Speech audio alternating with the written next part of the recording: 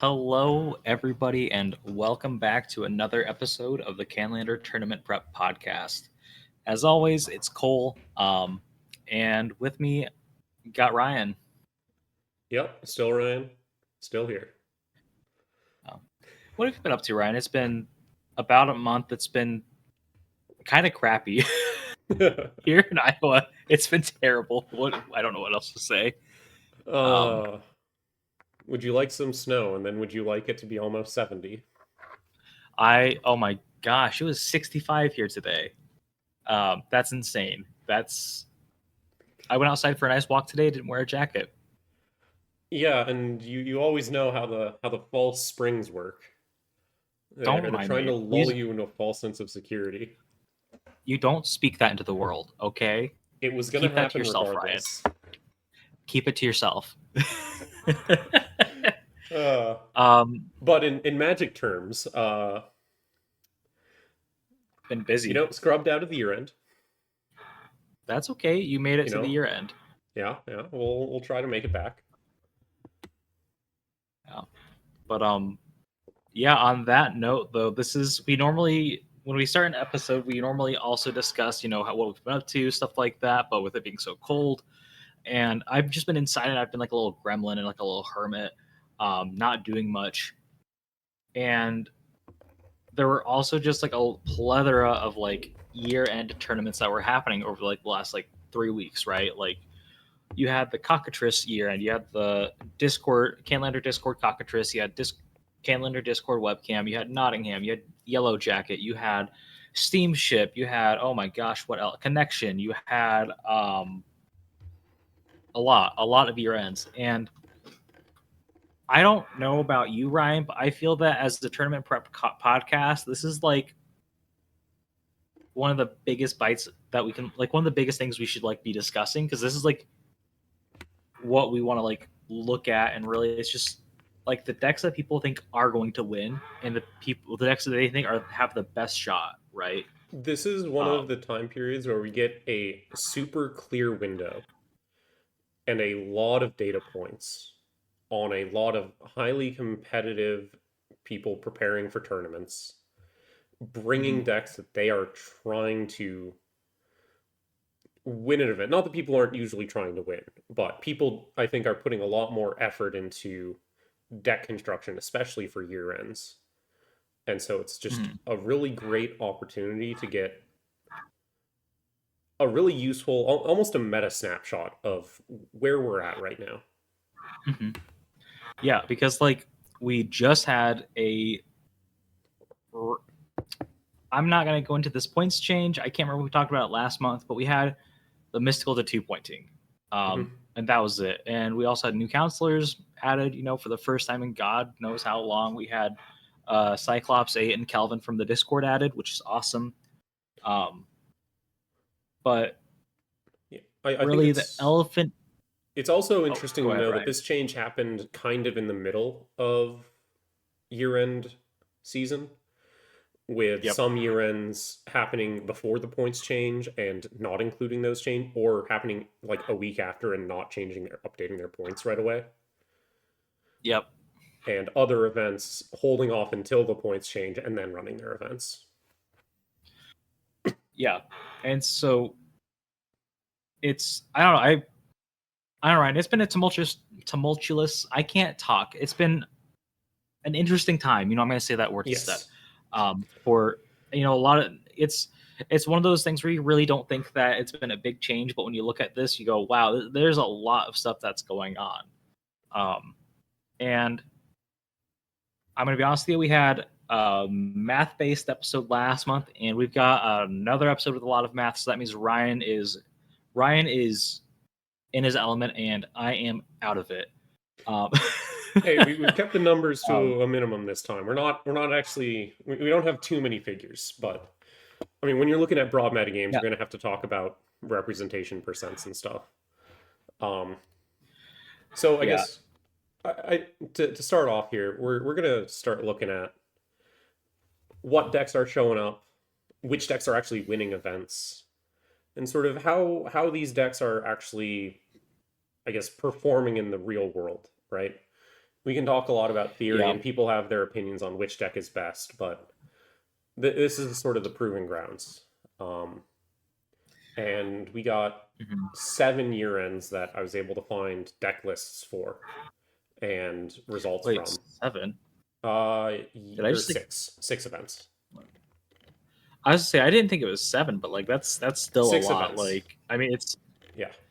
yeah, it's just it and like everybody always mentions this. Like we are a small format, and you know when you get data, you got to use what you got, and it's like this is about the best we're gonna get for what people are kind of looking at as the top dogs in the format. What are the decks people are going to bring? And with the caveat, obviously, you're always going to have your one trick ponies. Um, like I'm just going to say it right now: Reborn on Timefall, Impulse on Jeskai, or not one Well, trick ponies, but people that are really dedicated to a deck. I was about to That's the better. say, I remember looking at the webcam year end, and Impulse was not running Jeskai, but I know, and that's a spoiler, by the way. Um, but yeah, no, like I guess what I mean is that like you're always gonna have those people that are always gonna bring the deck they love, yeah. like So and they're like the what's the term value outside of a normal set of normal range. outliers. They're gonna be yes, that's the thing. You can tell I'm not good at math. Um, but yeah, I could keep on yapping, but like Ryan, do you want to like just give kind of overview of the data? Yeah, top level overview. Control is running 9 decks represented. The 64 deck sample. 2 of the events had 16 entries, and the rest all had 8, for a total of 64 decks across the dataset. 9 control entries broadly looped into macro archetypes, and not making too much distinction between decks that are sort of straddling the line. We tried to place them the best we could. Um, Mm-hmm. there's some outliers that we can talk about when we get there. Tempo coming in a straight 1/8 of the time, 8 decks represented. Aggro coming in about 28% of the time with 18 aggro decks That's represented. Our that's pretty high. second highest representation among the dataset.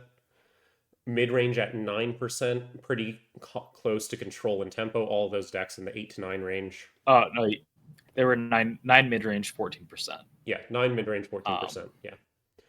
And that's lastly, okay. the giant elephant in the room combo with 20 represented decks at 31.5% of the metagame. Yeah, and that's kind of crazy, but like just because that's the deck that everybody has been like, that's the archetype everybody's been like, this is too overpowered right now. Yeah. But Ryan, I was gonna say we've got all those numbers, but what did we see actually succeeding? So combo did have one conversion to top to a winner. And in addition to that one time vault list that Regorn won, I believe it was the Discord webcam year end on. We Yep. also had a Flash Hulk deck make top finals in the Steamship year end, which is the year end out of Minneapolis. But Mm-hmm. other than that, combo really didn't do very well. Um, really underperformed its representation. And in a lot of these events, which we can call out later when we talk about the individual events, Mm-hmm. a lot of these combo decks are losing round one. Um, and when Yep. they do win round one, a decent amount of the time, it's because they played another combo deck. So Yep. outside of a couple notable successes, combo has been rather unsuccessful. Pretty surprisingly, actually, based on what you'd expect off the representation. Yeah, and like we were kind of discussing it a little bit earlier, but and I mean, when we commented on the Cockatrice year end, we were able to look at all the lists, and people were just ready for combo. Like Halfdan, who Halfdan was playing Jeskai in the Cockatrice year end, he had Vexing Bauble in his main list. And both elemental Uh, blasts. which that might be more of a nod to blue decks, Yeah. but like still, like it applies to like some combo decks because like A lot of combo Time decks in Vault, this Enduring format Flash are Ult, blue. Nadu. Yeah, like I mean, it's just blue is one of the best colors to be playing if you're playing combo. Mhm.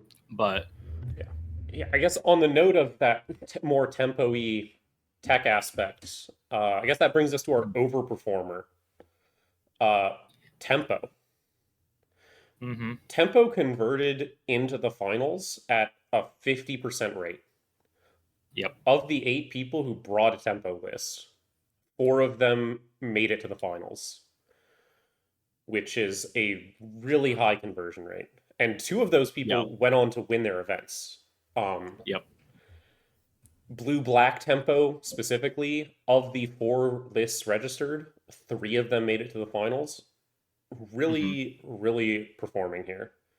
I think I Yeah. think it's mainly due in part to the fact that the deck might just be generically strong, and also it happens to have a really strong combo matchup, just kind of Yep. naturally. It has a strong natural combo matchup. Yeah. Like I mean, we kind of like see like I'm trying to hear like we pay like we're looking at Parrot's what Cockatrice year end list, and he has like a ton of graveyard hate. He has the trifecta of well, he has 2 of the best just black creatures in the format, which are also just hate bears, opposition agent and Orcish Bowmasters. Yeah. He's got Psychic Frog, he's got interaction, he's got hand attack. Like I mean I mean Parrot also plays Harbinger and Back to Basics, I think. Yeah. Like it's it's a lot of kicking combo in the teeth, like really just curb stomping it. Um, but Yeah, yeah, like and I guess for posterity, the winning lists out of this set is Jeskai Control mhm, taking 1 event, Blue Black Tempo taking 1 event, Grixis Tempo taking an event, yep, Red Black Aggro taking an event, and Jund Aggro taking an event as well, with Time Vault taking the final event. yep, So across that, we do have like 1 control deck, 2 tempo decks, 2 aggro decks, and a combo deck with hmm no representation out of mid range. which I mean, mid range historically has kind of disappeared in the format, and it's like, Mhm. I mean, like it's not surprising. Like I like mid range. I think like heck, I've got green black mid range sleeved up right now, and the deck does fine in a combo, but like if you're not heavily teched for combo though, like you're gonna have a rough time. Yeah. Um, and I don't know. It's just an archetype that's really disappeared over the years, but also like that gets into a whole other discussion of like what is mid range, but because Magic players like to go between mid range and control, and so sometimes it's mixed. But like again, like I'm not gonna go any further into that, right? Yeah. Um, Yeah. So I think out of all of this, I have one big takeaway that I really actually want to investigate a little further, which is mhm. what is the position of combo a little bit? Like it has a reputation, especially Time Vault, for being very strong. And that doesn't seem to be borne out here. So is combo a fraud? Is it actually fine? Or is there something else going on here? And I think I have a few answers to that, potentially. I'm curious to hear what you have to think about it, though, first, Cole. I mean, I'm pretty strongly of the opinion that I think combo is just way too strong right now. I don't think that it's. I mean, I think that even though it didn't perform well in these year ends, like the sentiment I've heard and what I mean, like from what I saw in the Cockatrice year end lists and just like talking with people who were like in the webcam mirror, and they're all like, "Yeah, I'm anticipating there's gonna be a lot of combo that I have to fight through to like make it out of like you know um the first and second rounds." And it's like the people that what I saw is the people who did that did well. Um, Yeah. like Parrot was anticipating a lot of combo, and he made it to the finals. He lost to Jeskai, but like I mean, from what we saw, Halfdan also had a lot of cracked draws. Um, but like still, it's kind of like the people that respected combo I saw do well, and the people who didn't respect combo didn't do as well. Um, and that's just kind of what I saw, at least. Yeah, I think this warrants a bit more almost discussion on what combo is actually doing to the metagame right now. Where Mm-hmm. it didn't perform well here. And then Yeah. you look at the representation of decks and how they performed. And you notice that tempo is doing very well.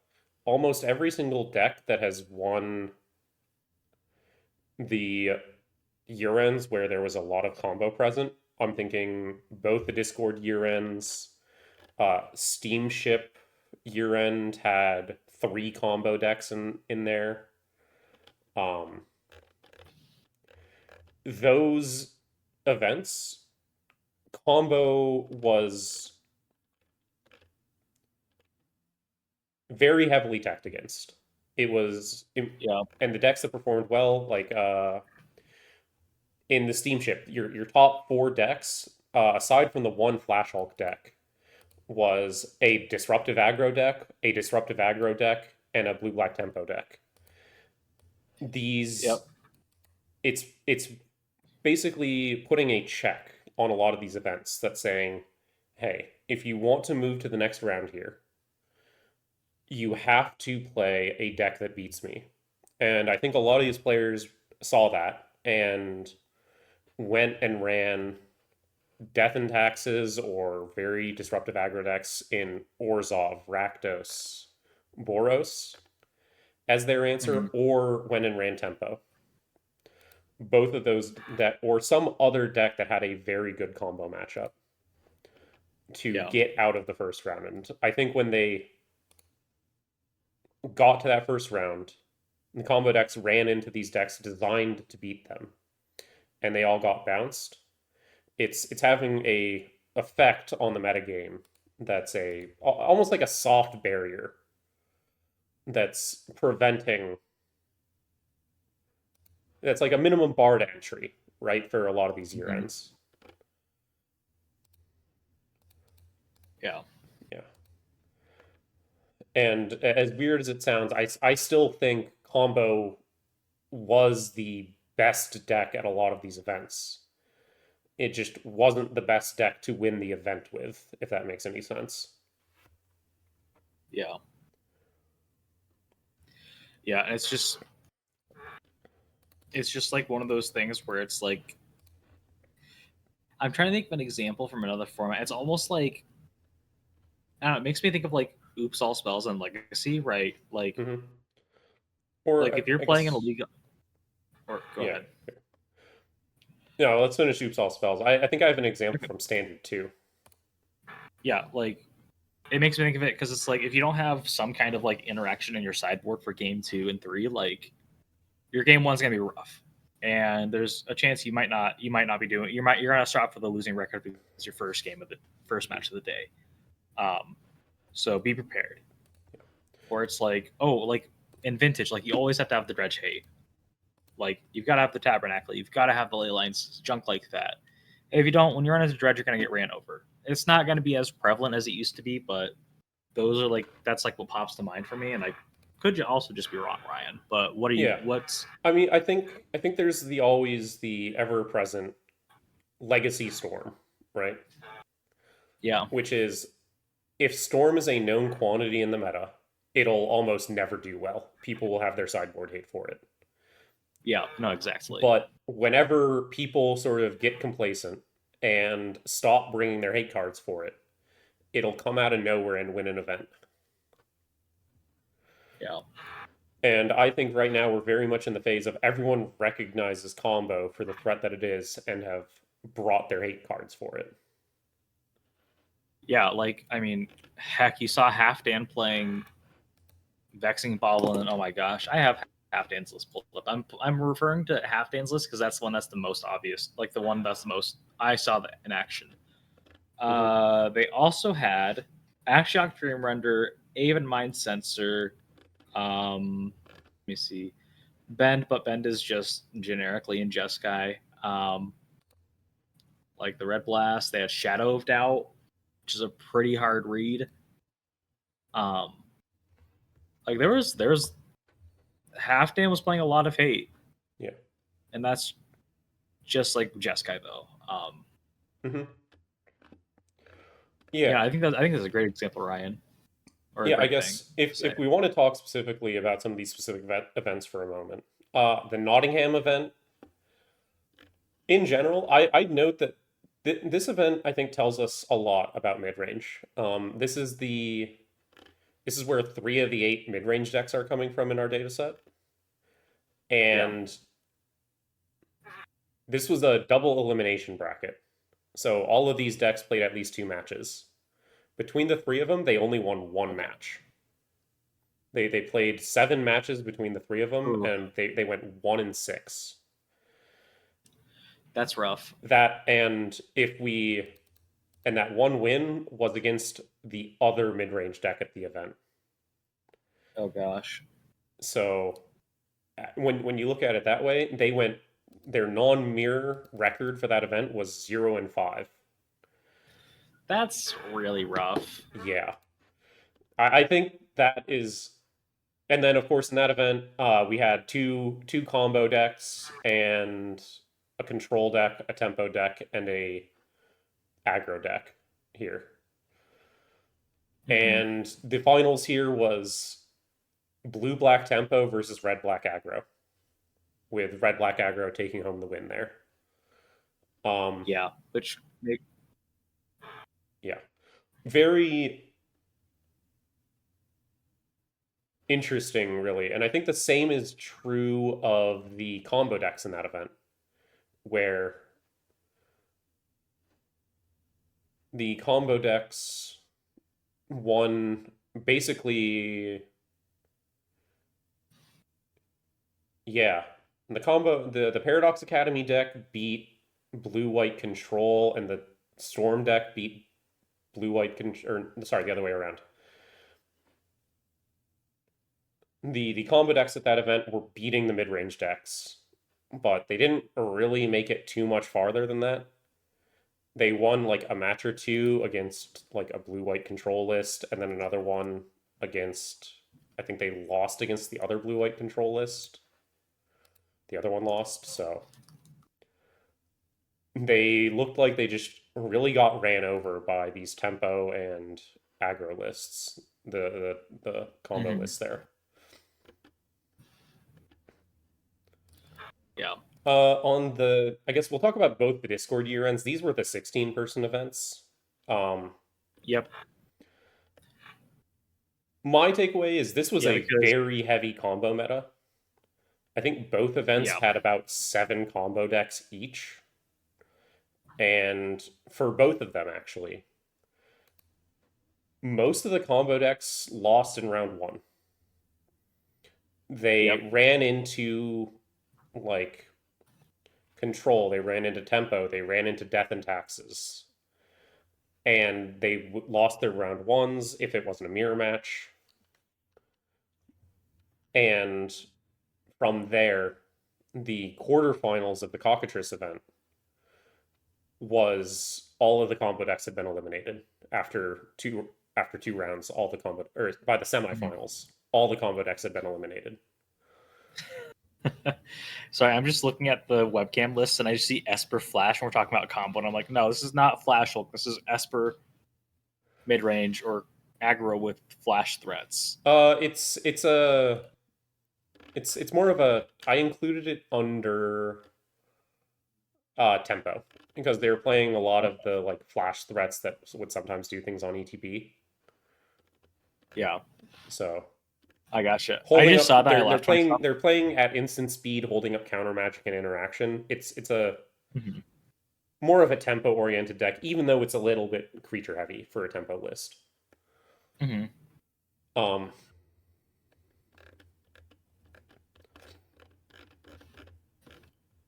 and then under the webcam section, we know that Time Vault won this event, but this is where most of the Time Vault presence comes from. I Yep. believe there were one, two, 1, 2, 3, 4, five 5, Time Vault lists in that. 6. Yeah, six Time Vault lists in this 16-person event. Um, Yeah. Time Vault did win the event, but the other Time Vault lists uh, didn't do great. One of them made it into the 5 through 8, like made it out of the first round.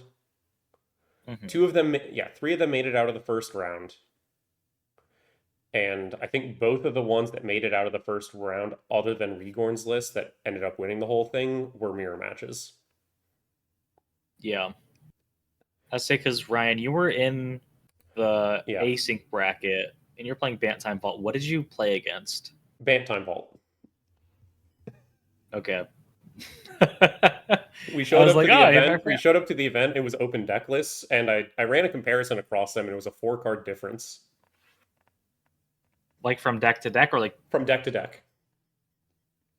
jeez, that's kind of insane. So you can make a argument there that perhaps the Time Vault representation is a little bit overblown if they're all Mhm. coming from a very circular one meta where they're all quite present and they're all kind of talking to each other. Um, Yeah. Yeah, because it's like a most of the that Bant that Time event's a Vault. little bit harder to parse for me as to what sort of takeaways we want to talk about there, because Time Vault did win the event and with probably the best pilot of the deck there. Of all the Time Vault Yeah. pilots, they were the I Regorn popularized the deck, is sort of responsible for making it into what it is today and the current formulation. Um, Yeah, I mean, also like, doesn't Rigor have like 100 different Time Vault lists in his Mox field or some junk like that? Like, it's just insane that Something like that. he's I believe there is a Time Vault list for every conceivable pointing that could happen, just in yeah, case. They're a very talented brewer that brews a whole lot. But yeah, and like that's just insane. Like, you got this, you yeah, got him playing, you got probably one of the best people playing Time Vault, who also just, I would argue, is the most dedicated Time Vault pilot. Period. hmm I think it just shows, right? yeah, yeah, and then yeah, same thing from that webcam event. You end up with DNT and Tempo, uh, Hmm. doing pretty well at the end of it. Yeah, Esper because Flash making semifinals, Mono White Death and Taxes in semis, uh, well, as I say, didn't Boros Death and Taxes in semis, and Time Vault. well, no, because Mono White Death and Taxes was finals for the webcam year end. Yeah, yeah, those four were in the top four. It was Time Vault, two DNTs, and a Tempo deck. Yeah, Yeah, which I mean, that is just a hell. That's just a hell bracket for combo. yeah, Um, like that's just rough in every regard. yeah. And then to the events that I don't have the full bracket breakdown, so I don't know exactly who played who outside of the finals. Mhm. Um, Connection Games gets taken down by Grixis Tempo list. Yep. And the deck I was really surprised to see there was Mono White Martyr Proc. Um, Fuck, fucking Plico. He always plays Mono White Martyr Proc, which he doesn't even play Martyr Proc anymore. If I remember right, but yeah, no, Plico just plays mono white shitters, for lack of better term. Um, yeah. Good Magic player, good at playing mono white shitters, like does well. Period. Like, I saw that and I was like, I know exactly who this is. hmm Yeah, and then the rest of that meta, there's a Grixis Green, or what we would know as check pile Yeah, list. There's a mono white Death and Taxes, a couple other Death and Taxes, the Boros Taxes, Rakdos aggro. It's a very much, to me, it looks like there's a couple mid range slash control decks in like Grixis Green and Jeskai. There was an Abzan mid yeah, range list. There were 0 combo decks here. yeah. Which kind of surprising. That's just kind of what you're gonna get with Yeah, like metagames sometimes, especially in a format like that. I feel like a meta in a format that's like just not as like doesn't have as big of a player base and like doesn't have as much of a consensus. It's like sometimes you're not gonna see people playing combo for whatever yeah, for any reason. yeah. And Um, Grixis Tempo getting the win at the end of it, proving itself sort of outside the exclusive anti-combo metas. yeah, because that was a crazy finals. Because that was Windy versus Plico, and I was like, that is fantastic. Wait, is Windy their name or her? I'm gonna double check to make sure I'm right. Yeah, yeah. We've talked about the Steamship year end a few times. Being taken down in the finals, Blue Black Tempo winning over Flash Hulk. Um, Mm-hmm. this one, 3 combo decks, Paradox Academy and Nadu Walk combo. Both get eliminated first round. And Yep. then it's Rakdos aggro, Boros aggro, and the other two 5 through 8 decks are Esper midrange and Rakdos.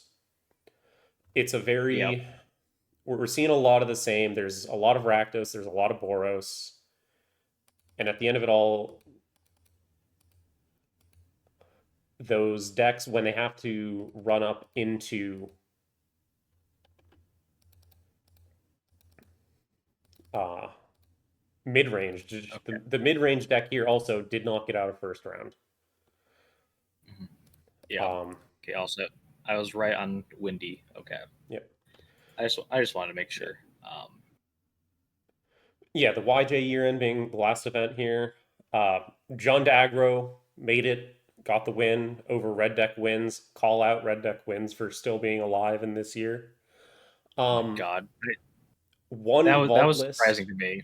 yeah, one vault list in that 8-person event, and from there it's a lot of aggro and a lot of mid range. There's a green Which. black Eldrazi in the mid range, Mhm. Grixis mid range, Jeskai, and Vault.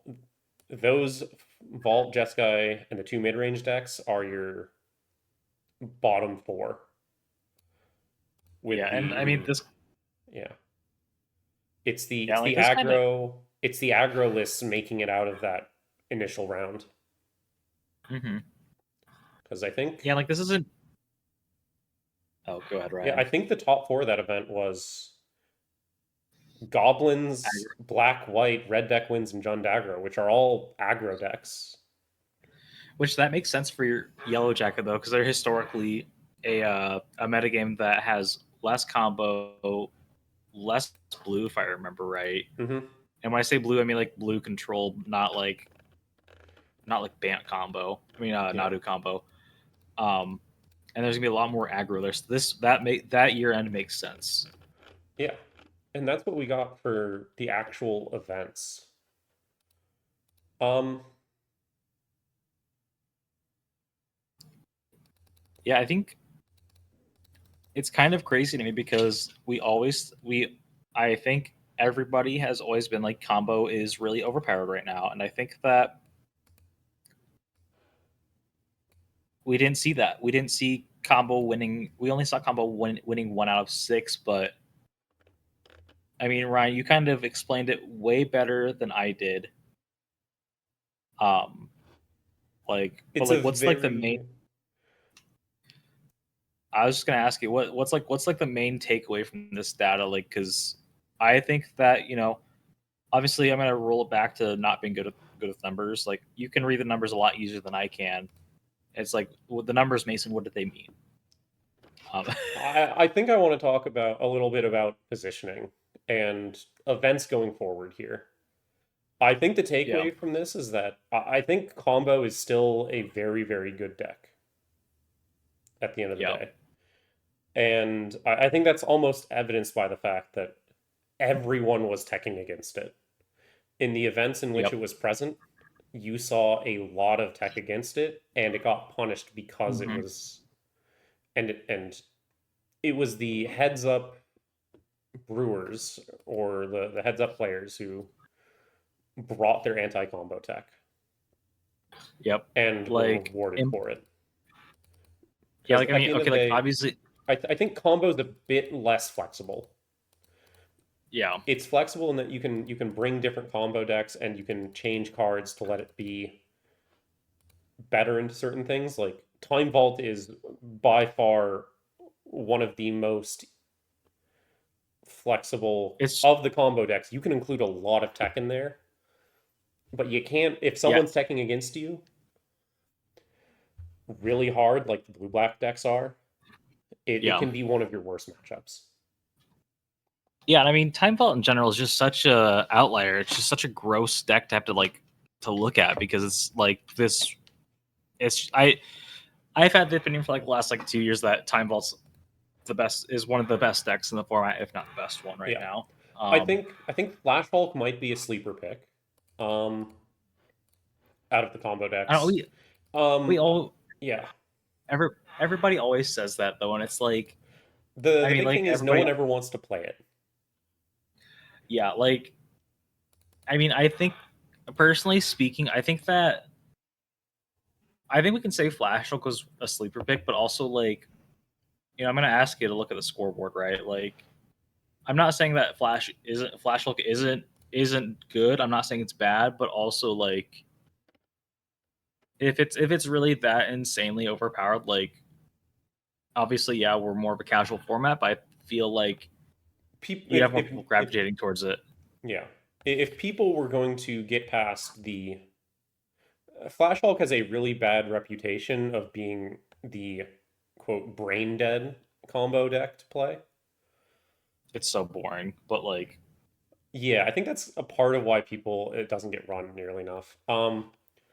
I think the other artifact combo decks that were here, like there's Lotus Breach is kind of an artifact combo. It's not artifact combo, but it's combo that uses artifacts.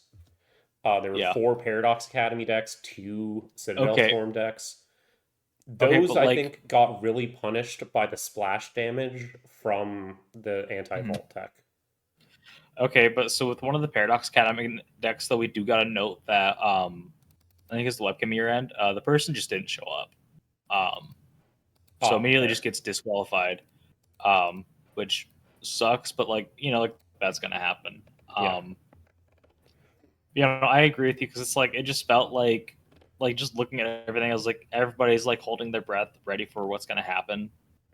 Yeah. And it's like this weird thing because combo didn't perform well, but combo didn't perform well because people were ready for it, right? Like people, it was like breathing down everybody's necks before the tournament, and everybody's like, okay, like I know what's gonna happen. Like I'm gonna play these cards because I have to, because the combo presence is forcing me to play these cards. Like if Yeah. I want to do well, because at the end of the day, like obviously you don't have to, but if you're wanting to win, you probably got to play a little bit more combo tech. Yeah. Um, Yeah, I think other big takeaways. I think tempo's better than people were giving it credit for. Um, yes. it won a lot of events, even events in which there wasn't a big combo presence, and it has legs. Hmm. Um, combo tempo variants are a lot better positioned than people give them credit for. Um, Yep. my other big takeaway is some of these events didn't have any combo presence at all. And when you look at those events, you see aggro lists performing really well. Um, when you remove the combo decks, the aggro decks start performing really well because I think they really eat up the mid range decks that tend to be a bit more present when you remove combo from the metagame. Yep.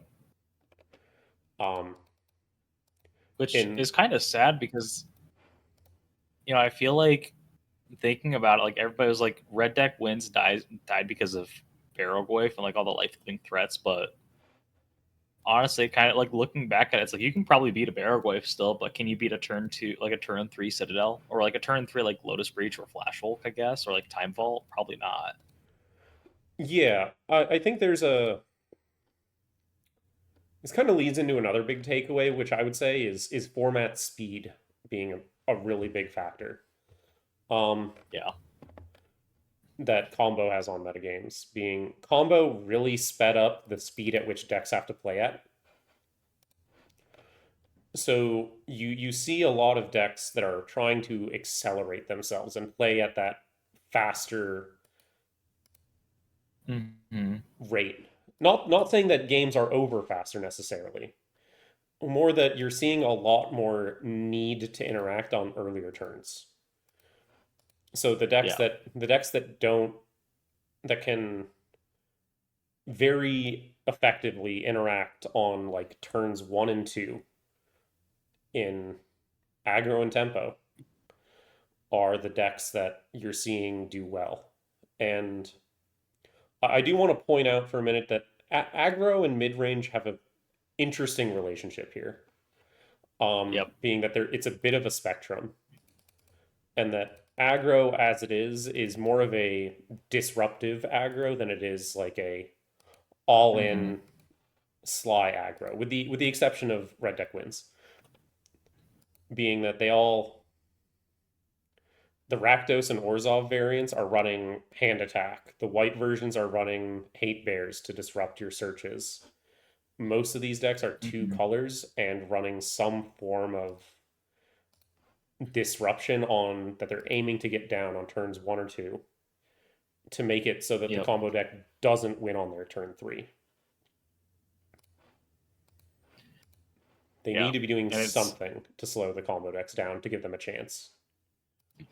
yeah, because I mean, like I don't know, what's a traditional like mid-range deck you can think of right now? I mean, we can look at this deck actually made quarterfinals in one of the events. Jund Delirium, I think would be a pretty. I think you could consider that fundamentally mid range, Mm-hmm. where it's trying to play a long, grindy value game that outvalues the opponent by playing good cards. Yeah. Um, it did okay. It did okay in the event, but ultimately, Yeah. when you have to run up against decks that are trying to kill you on turn 3, and Yeah. you're playing at a slower rate, you have to be doing something. I think that Yeah. And it's, that slower style of play just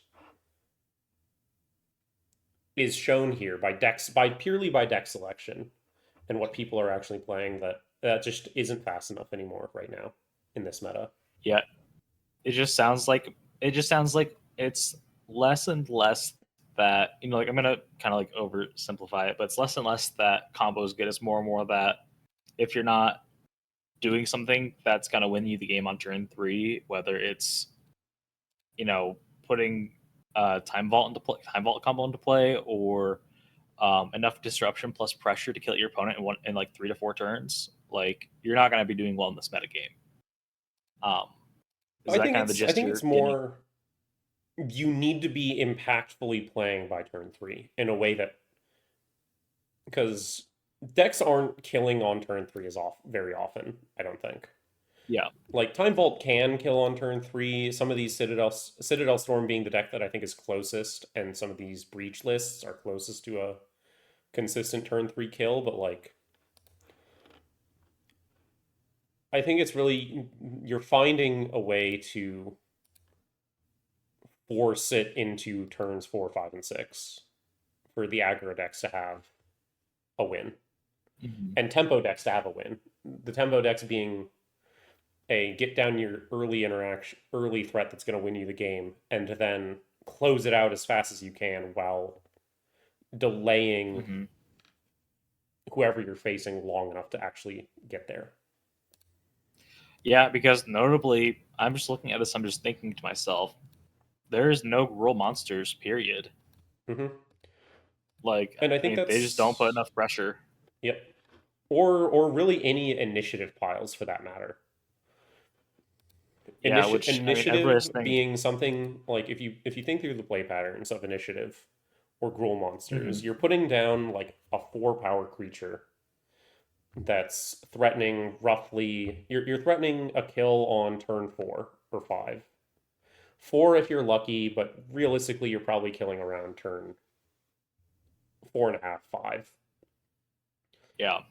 which So I guess you're slamming 4/4 hasters, and not a lot of the cards that you're actually playing are meaningfully interacting with your opponent. You're letting them just do yeah, whatever they want to do. yeah, yeah. Which I mean, I guess Ryan, like, okay, like you're the guy that okay, like when my wife did her very short stint of playing Canlander, which she still likes it, but she stopped playing because Red Deck Wins was her favorite deck. I'll let that tells its own story. You were the guy that I introduced to her because there used to be like 2 or 3 different Ryans that I'd play Canlander with, and you are D. She knows you as Mono Red Ryan. Um, Hmm. so I guess for the people that are the aggro pilots of the format that might be listening, people that do like decks like Red Deck Wins, what are I guess what is their avenue to being in the next year end? Like, what's their avenue for to? Do you think for the most have the most success? I Because think it sounds right like now, mhm, if you the 3 most popular decks that I would classify as aggro that we saw in these events, Rakdos, Boros, and Orzhov, are all yeah, at like 5 appearances, 4 appearances, and 3 appearances. They all kind of share the same DNA in that they're all running.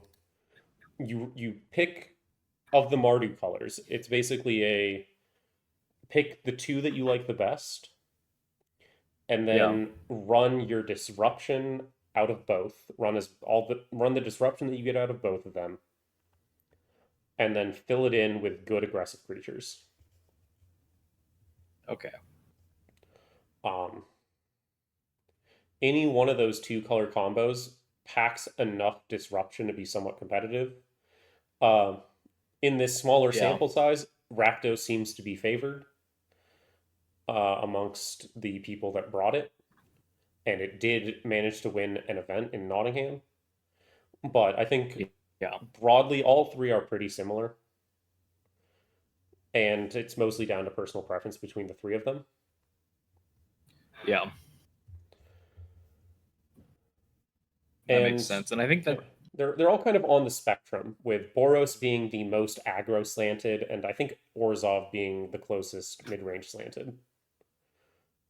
It's a yeah, toss because up like between Boros or Orzhov and Rakdos. You can build Rakdos to be very mid range focused and mhm, close to a mid range deck, although I would still classify it as aggro.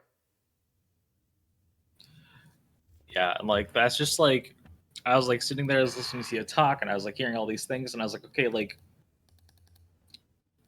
I guess like I mean obviously like, I'm not gonna get to this too deep, but it sounds like and people might be hating me on this, but sounds like aggro and mid range just aren't being built correct right now. Like the play styles. Obviously, you can say like the play styles don't fit the metagame, but also like Well, I think aggro is fine. People are playing yeah, it, people are winning with it. yeah, Um, and if you look at how it's borne out here, um, I think it's being there aren't a lot of notable exceptions that I make. I think people have largely shifted away from Gruul monsters.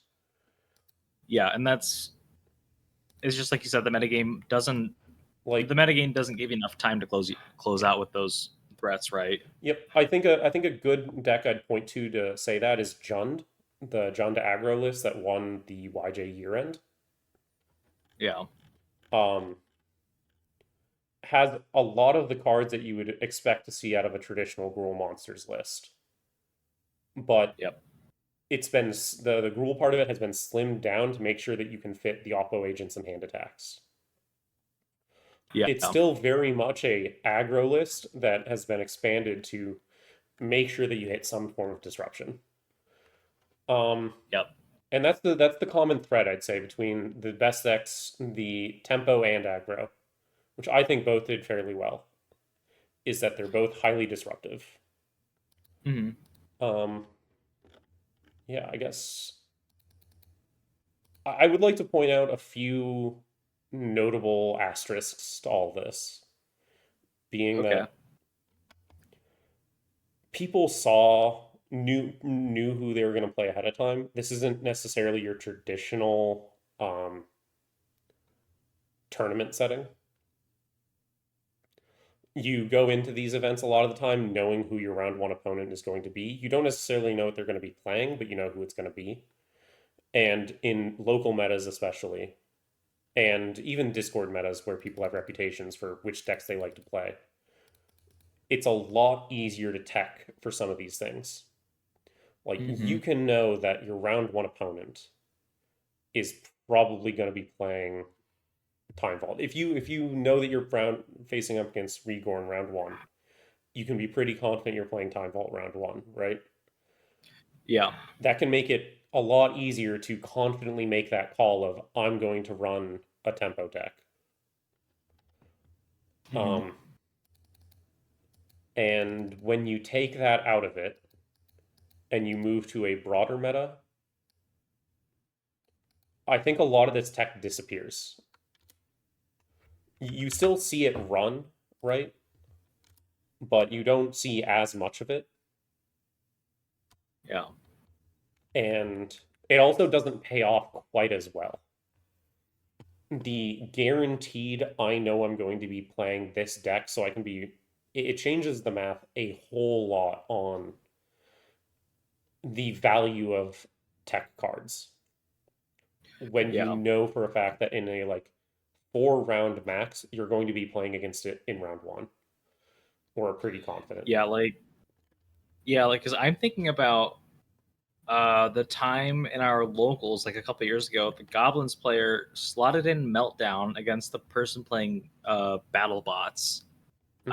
in the year-end tournament because they knew he was like, I know I'm playing against you round one, and I was like, damn, that's cold, but also that makes sense. Like, Yeah.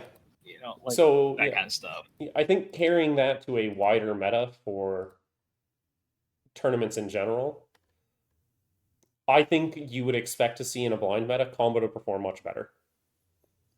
Yeah, So just yeah, another reason why this combo underperforming in year ends,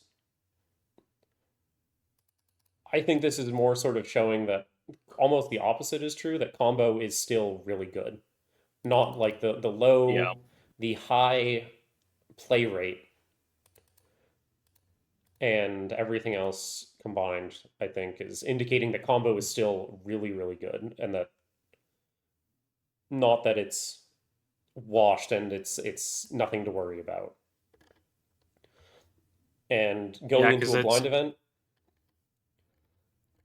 I think you'd still be fairly safe taking on a combo deck. I'd be comfortable bringing that to a tournament still.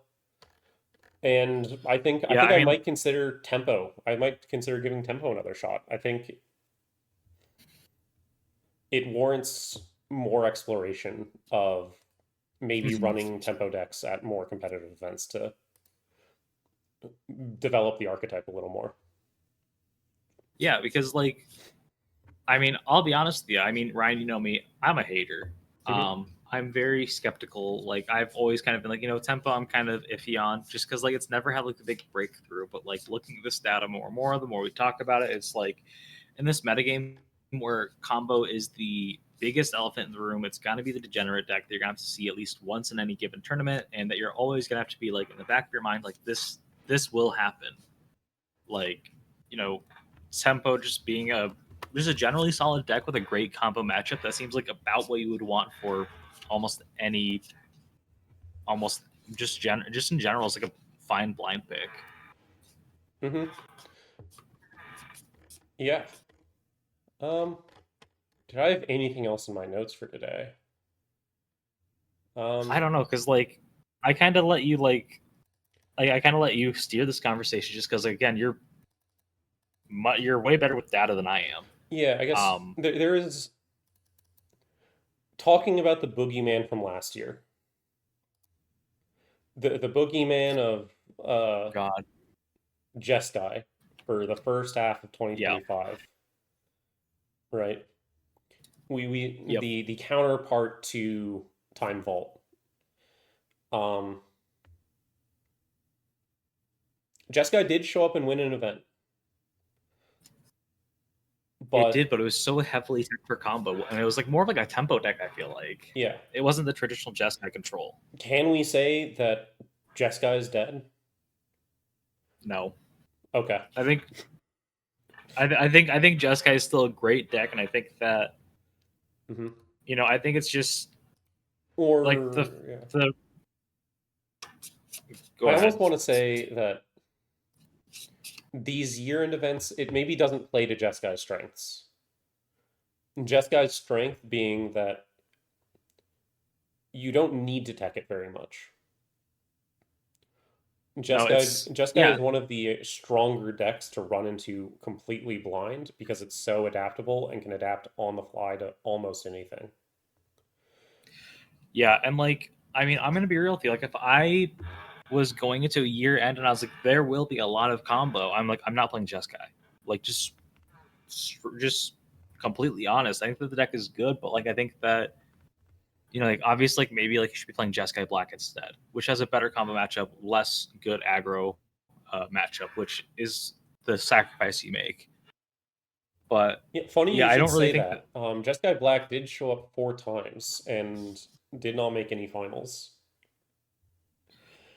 I'm trying to think here because yeah, Small because sample I know sizes that being small sample sizes, but no, I know. I'm just trying to think of who all the Jeskai Black decks were playing against because connection games you had it against with that huge tempo aggro. No Jeskai Steamship. YJ had one Jeskai, but that was an all aggro meta. Um, which again, that's the better Jeskai matchup. But yeah, I mean sometimes you just don't do well with it. I think that's all there really is to it. mhm. I think saying Jeskai is dead though is a gross over exaggeration though. Yeah, just wanted to touch on it because as a deck that had been Uh, so prominent over the last like 2 years roughly, seeing it well, have very little representation is something to point out. yeah, and I think that's part like okay, like a lot of some of these year ends were after the points change. I think that breaking up that recall mystical fourth core really hurt it, especially with the combo matchup. Like, Hmm. um, I think that's a really big thing to remember too, Yeah. because that was set.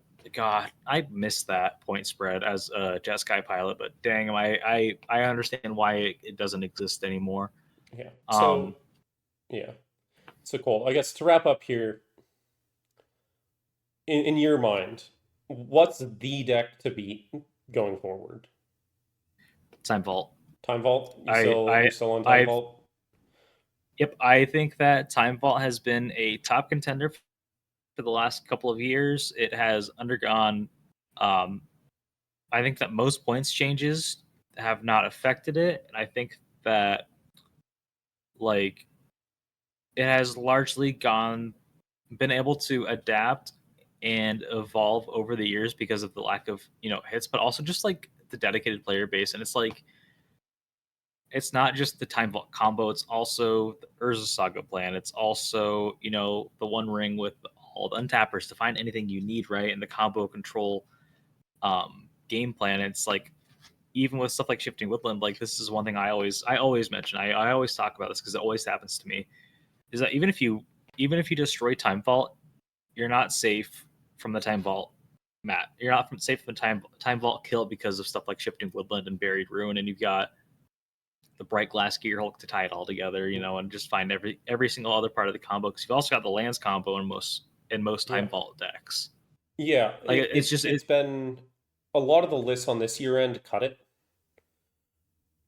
yeah, to run more counter magic and interaction to try to combat, I think, some of the hate bears they were expecting to be played against them. Um, yeah, I know that's what I did. Is the lands combo got cut because it fails to a lot of the same tempo plays and Hmm. dilutes it a little too much in a hostile environment. Yeah, I get that. It's just, I guess my main point is just that like the deck is just so resilient, and it just is able to kill you in a million and one ways. That it's like um, it's just like even if you combat one win attempt with it, it can just pivot so easily, and that's so gross. Hmm. Like I think there was a game one time where you were like you had tutored up like all the keys and you had tutored up at least one or two keys or time vault, and then you just sat there. You're like, I don't need to go for time vault to kill you. And you're like, I'm just gonna start, doing all these other things. Like I'm gonna start just doing construct beat down and hold up time vault as over your head, right? Like, Hmm. if you decide to overextend or tap out, this is what's going to happen. It's really a war on two front. It was really a war on two fronts situation. Um, Yeah. but yeah, no, it's time vault is just for the last couple years in my mind. It's just always been that deck that I'm like, if you can't at least play against this deck semi well, I don't think that you're a good meta pick. It's Hmm. That's just been my opinion for the last few years. Yeah. Yeah. So I guess for me, I'm going to agree with you on Time Vault being the deck to beat right now, but I'm also going to put an asterisk out there, being that I think a lot of people have expressed that it was really weird to hit Mystical Tutor and not hit anything out of Time Vault, and I think a lot of people are expecting a hit to Time Vault in the next month or two on the next points update. Yeah. Um, and I think for timeliness, for now, I think Time Vault is still a deck that you have to have a good matchup against. It is the deck to beat if you Oh don't yeah. have a good matchup there. Um, Unless you know your local meta really well, Hmm. I would make sure you have a good combo matchup. But other than Yeah. that, presuming that Time Vault gets pointed and its prominence is brought down a little bit, I would say aggro's deck to beat. Um, Really. it has shown, I think, very frequently that across all metas, it is a deck that shows up in basically every single event at Hmm. relatively high play rates. It Okay. it's very it shows up very consistently. The over the past year, the Rakdos, Boros, and Orzhov variants have all been growing in popularity. They've all been putting up Hmm. results at events, and in a world where they no longer have to worry about Time Vault as much, in theory, if Time Vault ever catches a point, they'll become, I think, even better positioned. And I think that is also a matchup you have to consider secondarily to Time Vault right now. And if Time Vault goes away, I think it's your primary Hmm. deck that you have to think about. No, Even if it's not that even if it's makes not the best of deck at a format. Like just the mhm. fact that it's being played so much and people will likely continue to play it. It warrants consideration in every deck. Yeah, no, I agree with you wholeheartedly on that because, like, I mean, I'll be real. I have a lot of biases when it comes to my view of the metagame because, like, as somebody who's played a lot of Jeskai and a lot of combos, like, most of my viewpoints are that I look at it from the angle of like, oh, I don't have to worry about aggro as a Jeskai deck 99% of the time, right? Um, Hmm. I have a good aggro matchup, but my combo matchup is incredibly bad. But and that's like how I'll come at. That's just like I have the most experience with. I have that bias. I fully admit to it, and like the data also just like reaffirms some of my decisions, but also my opinions. But also like yeah, like if combo goes away, it makes sense that aggro is the next deck to watch out for. Like whether it's maybe I'm trying to think like which aggro deck would it be? Like maybe I don't think you can single out any given aggro deck. I think all three Rakdos, Boris, and Orzhov are doing very well right now. I think Orzhov might lose a little bit of pull in an event because that's the deck that I think relies the most on its hate bears and like anti-combo yeah. cards. But stuff like uh Death Breeder's Champion are just, Oh my gosh. and broadside bombardiers being the core of so many of these aggressive red decks, that you can pair it even with Hmm. green aggro decks, like red green based aggro decks, stuff like Jund aggro, or like just Hmm. maybe even a return of Gruul aggro Yeah, I could was just happen. thinking about that. And you could, those could be really scary, and I don't think you can really focus on any one, because any number of those could show up. It could be a Boros aggro deck, or Rakdos, or even mono white. Yeah, I guess like I if think just that in is the general, case, then I mean, they're all kind of being slowed down a little bit by the fact that they have to be including some less. They have to cut some of the pure aggro cards for interaction against combo. yep, no, that makes sense because like I mean, even like the lists I throw on my Mox Field in the middle of the workday because firstly, don't judge me. I throw decks together on Mox Field while I'm working. Um, First thing I do is my first thought is how do I beat combo? Like like how do I beat the Time Vault? How do I beat the Citadel Storm? How do I beat the Lotus Breach? How do I beat Flash Hulk? Right? Like and I usually I don't care about the aggro mirror or the mid range or aggro or range matchup as much. Like I'm just like okay cool like these are gonna happen whatever. Mhm. But if combo doesn't exist as much, I'm not gonna be putting as much combo hate in my decks, which it's makes sense. Not as much combo, not as much combo hate, which then might be a cyclical thing again. But Yeah, I mean, there's always the opportunity that even in the event that Vault catches a point or two, it's not enough to make mhm. the deck unplayable, and it still sees really high play rates. But I'd Yeah, expect, even if it's something, I think the current most theorized pointing for it is the One Ring right now, is what people are yeah, speculating on. I can see Even in that. that case, I think the combo in general would still be very alive. Um, Hmm. in general, though, the only other thing I'd like to point out is I'm still keeping an eye on blue black tempo shells. I'm going to be looking out for those and seeing how they do in the next couple months or so. I agree with you because that's like enough. That's like the other thing I was like looking at. Like, okay, this is what I've got to look out for, and this is what's potentially going to be doing well, right? Like, Yeah. um, I'm gonna have to keep an eye out for tempo when I play any games and like leagues or Yeah. whatever. Well, any other closing thoughts? I think that.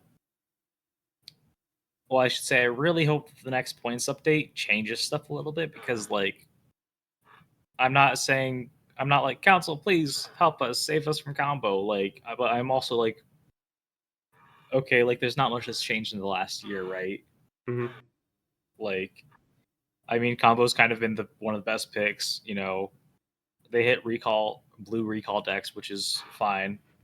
But now it's kind of like, okay, like I kind of want to like get into these other decks that we haven't gotten to play for a while. Like maybe like see a resurgence of mid range or see a resurgence of aggro. Like Yeah.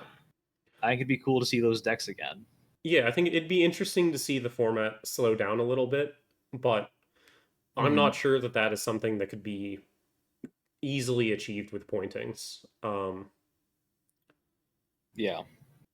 It would be, I think, a